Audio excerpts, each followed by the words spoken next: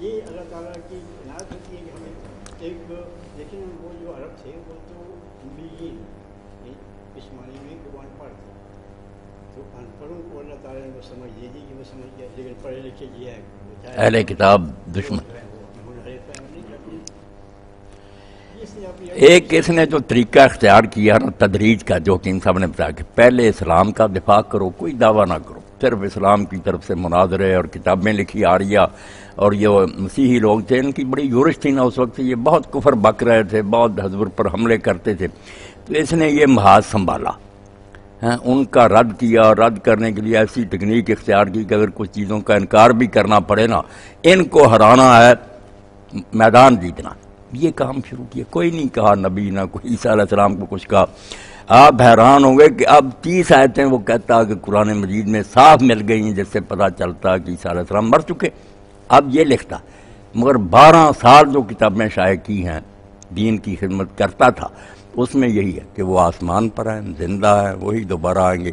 مسلمانوں کا ہم عقیدہ رہا، کوئی نئی بات نہیں لی۔ جب کچھ پھنس گئے، عقیدت مند بن گئے، جنہوں نے کہا یار یہ بڑا اسلام کا پہلوان اور اسلام کا دفاع کرتا، پھر کہا ہو میں تو غلط سمجھتا تھا کہ عیسیٰ علیہ السلام زندہ، وہ تو مر چکے، جو آنے والا تھا وہ نہیں آئیں گے، ان کا مثیل ہے، انہی صفتوں والا، اسی طرح کا عاجز، مسکین، حلیم الطبع، جیسے مسیح تھے وہ بھی تلوار لے کر نہیں آئے تھے، یہ مراد ہے کہ اس طرح کا آدمی آئے گا، وہ نہیں آئے گا۔ یہ پھر فتح اسلام اور اس طرح کتابیں جو ڈالا پھر یہ لکھی، اس پر کوئی اور ہنگامے ہوئے، مگر کچھ لوگ جو انہوں نے کہا کوئی بات نہیں یار عیسیٰ علیہ السلام مر گئے، پھر کیا ہوا، سر سید وغیرہ بھی تو یہ کہتے ہیں۔ نبی پھر بھی کہا، جس کسی نے کہا کہ آپ تو نبی بننا چاہتے ہیں، کہا اللہ کی اور فرشتوں کی اور سارے جہان کی لعنت ہے جو حضور کے بعد نبی بنے، نبوت تو ختم ہو چکی، جب آپ نے دین مکمل کر لیا اور آپ کی تعلیم بھی محفوظ ہے، امت بھی جو ہے اس کا سلسلہ چل رہا ہے، کیسے نبی آ سکتا؟ بہت دلائل دیے چغتائی صاحب ختم نبوت کے حق میں،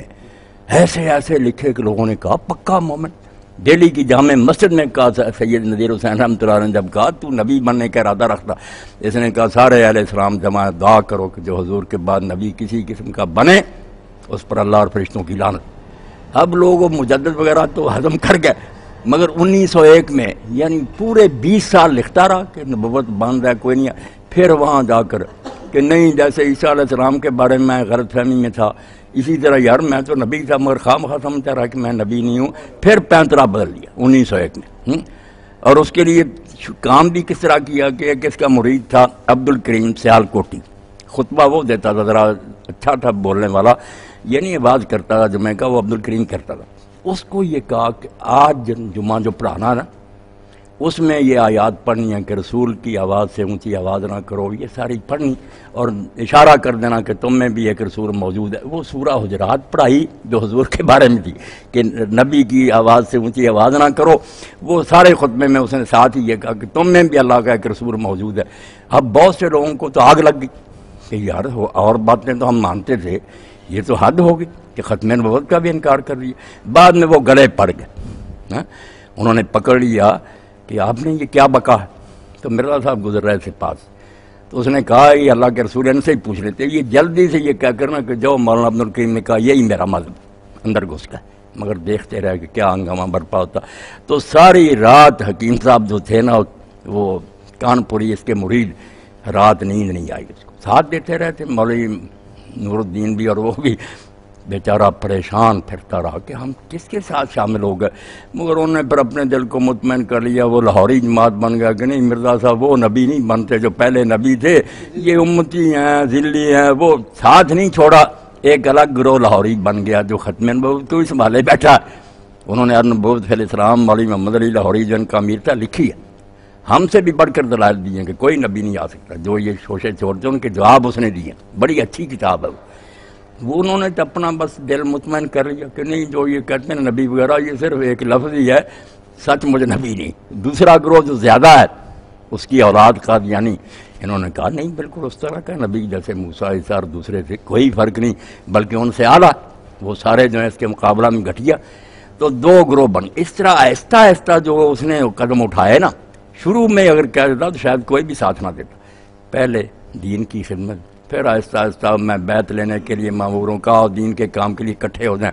لوگوں نے کہا پیر بھی بیعت لیتے ہیں, کوئی بات نہیں. بیعت ہو گئی 8 سال بعد تبلیغ کی 1888 میں. پھر جا کر عیسیٰ علیہ السلام مر گئے, وہ کام شروع کیا. پھر بھی ختم نبوت کا قاہرہ 1901 میں پھر یہ شوشہ چھوڑ دیا. قدم اٹھائے ہیں بڑے ایک مکار آدمی کی طرح. اور یہی بات ان سے کہتے ہیں کہ دیکھو 20 سال کہتا رہا کہ نبی جو بنے وہ کافر, اور اب کہتا کہ نبی جو میں اس وقت سے تھا, مگر میں سمجھتا نہیں. ایک نبی کا حوالہ دو جو اللہ کی طرف سے آیا ہو اور وہ اس کی عمر گزر جائے, کہتے ہیں کہ نہیں میں نہیں نبی نہیں, بعد میں کہہ کے پہلے کوئی دکھاؤ. یہ جھوٹے آدمی کا کام ہے. جب وہ کہتا میں نبی تھا تو کیوں انکار کرتا رہا کہ میں نبی نہیں؟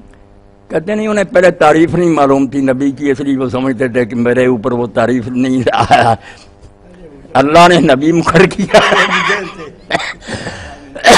نبی تو پہلے دن ہی چوتھائی سے بڑا اعلان کہتا, وہ جانتا ساری دنیا دشمن, میں اللہ کا پیغام بر ہوں.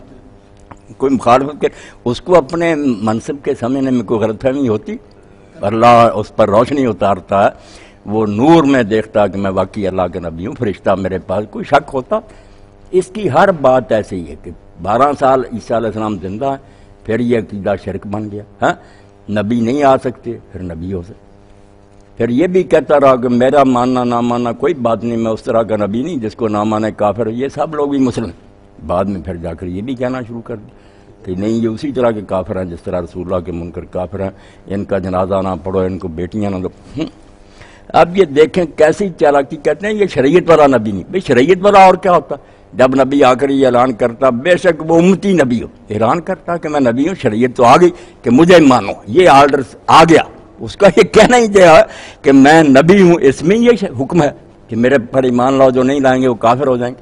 اور اسی لیے ساتھ ہی باقی احکام لاگو ہوگا کہ اب ان کے نکاح نہیں جائز, ان کے ساتھ جنازہ نہیں پڑھ سکتے, نماز. شریعت تو ساری لاگو ہو جاتی.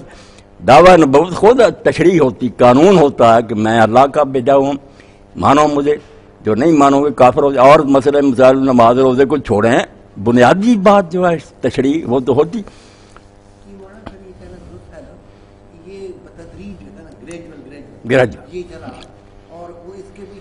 اور پھر چغتائی صاحب یہ بھی دیکھیں باقاعدہ ختم میں ہے ان کے, یہ حکیم نور الدین ظاہر, یہ بڑا ہوشیار تھا, پڑھا لکھا, اس نے خط لکھا. وہ خط کا حوالہ ہے. کبھی نبیوں کو لوگوں نے مشورہ نہیں دیا کہ آپ بن جائیں. نور الدین نے کہا کہ مرزا صاحب میری تجویز یہ ہے کہ آپ یہ کہہ دیں کہ وہ دمشق میں اترنے والا جو مسیح ہے نا وہ الگ ہے, میں وہ نہیں, مگر ہوں میں بھی مسیح موعود ہونے کا آپ دعویٰ کر دیں. یہ اس نے کہا. اور اس نے جواب میں لکھا کہ نہیں میں کوئی دعویٰ نہیں کرنا چاہتا, اللہ تعالیٰ مجھے دین کا ادنا خادمی شمار کر رہے, تو یہی بڑی بات. پہلے تو یہی کہا, مگر وہ بات دل میں بیٹھ گئی کہ ہے تو تجویز اچھی. تھوڑی دیر کے بعد پھر اعلان بھی کر دیا. یہ باقاعدہ تحریراً موجود ہے کہ نور الدین نے مجھے یہ لکھا. ہاں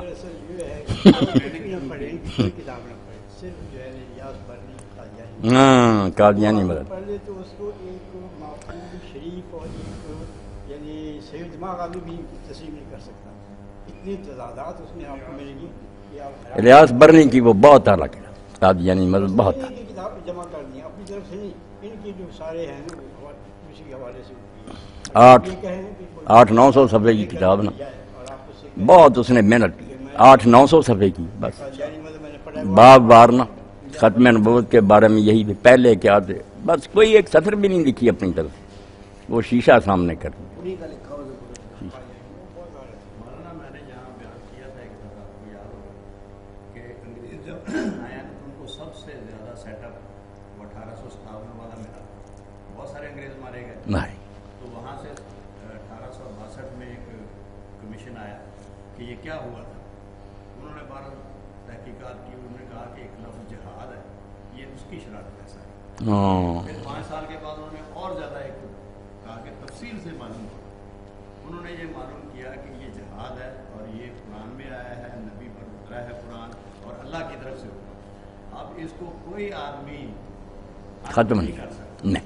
ہاں جی, اب کوئی نبی کوئی آئے گا وہ اس کو منسوخ کر سکتا ہے. اللہ اگر یہ تیاری کر رہا تھا ادھر ان کو بھی ضرورت تھی, ضرور. یہ دونوں چیزیں مل گئی تو اس نے جناب. جیسے حکیم صاحب نے بتایا نا, حال یہ تھا باقاعدہ ریکارڈ میں کہ جب لوگ انگریز افسروں کے پاس جاتے تھے نا کسی کام کے لیے, تو کہتے تھے احمدی ہو, پوچھتے تھے یا ان کی سفارش لاؤ یا ہم دیو پھر کام ہو. دوسرے مسلمانوں کو تو بالکل کوئی اہمیت ہی نہیں دیتی. ان کو انہوں نے پروجیکٹ کیا نا، آگے سے آگے لے گئے. کیونکہ جہاد کو جو حرام کیا ہے، دوستو جہاد کا اب چھوڑ دو خیال، دین کے لیے حرام ہے اب جنگ اور قتال. موٹے قلم تھے نا تحفہ گولڑیہ میں، 3-4 صفحے میں ہے یہ نظم. عنوان یہ ہے جہاد چھوڑ دو اب. ہاں انگریزوں کا اور کیا چاہیے تھا؟ ان کے لیے کوئی مجدد بنے، نبی بنے، ان کا کیا بگڑا؟ جہاد نہ ہو، تختہ نہ ان کا لوگ الٹیں پھر خیر. جو اب تدلیل ہو رہی ہے وہ صرف جہاد چھوڑنے سے ہو رہی ہے. جہاد ایک طرف وہ لوگ جو تھے جو جہاد کے لیے بیچارے اٹھے، سید احمد شہید اور شاہ اسماعیل شہید، کچھ لوگوں کو ان کے پیچھے ڈال دیا کہ تم ان کی عبارتیں نکالو کہ انہوں نے بڑا بھائی کہا، انہوں نے یہ کہا. انہوں نے ایسا بدنام کیا کہ یہ وہابی ہیں، یہ رسول اللہ کے گستاخ ہیں، یہ ایک نئی امت ہے. وہ بیچارے دین کے لیے مرتے رہے.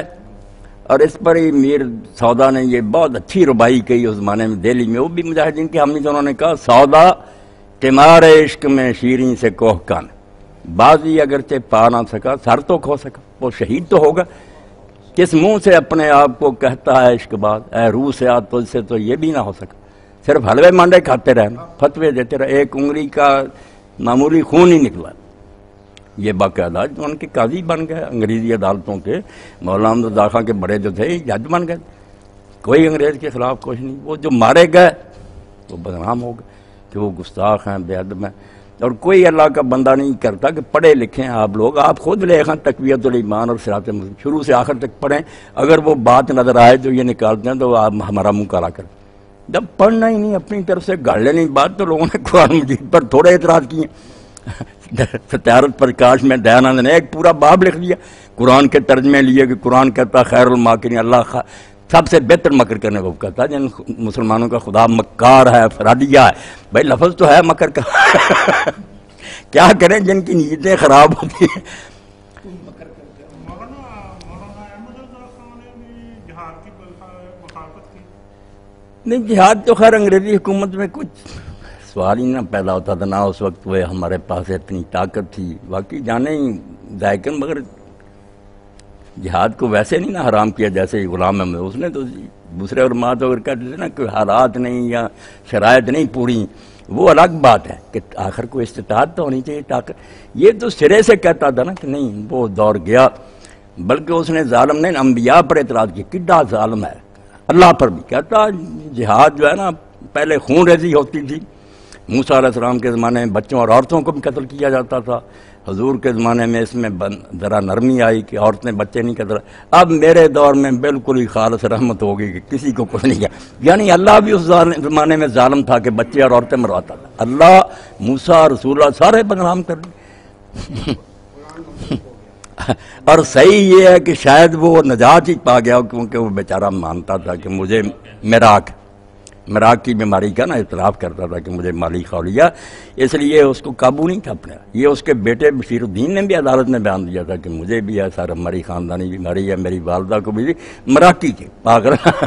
اس لیے کوئی بات آپ پڑھتے جائیں، 1000 صفحہ پڑھیں، اتنی بات مشکل سے ملے گی کہ یہ کیا کہنا چاہتا. ایک سطر لکھی حاشیہ، 10 صفحے حاشیے کے، پھر حاشیہ در حاشیہ، ہوش ہی نہیں کیا کدھر جا رہا ہوں. ویسے ایک عجوبہ ہے اگر آدمی جو غریب بن جائے تو اس کو اتنی ہمت نہیں لوگ یہ تاریخ. یہ نور الدین وغیرہ جو تھے نا، یہ کو پڑھے لکھے تھے، انہوں نے نوک پڑھ کے مارے. اس کو کوئی تحریر پڑھ ہی نہیں سکتا، بہت مشکل ہے. پہاڑ کھودا اور نکلا چوہا، بیچارے کو کوئی پتہ نہیں.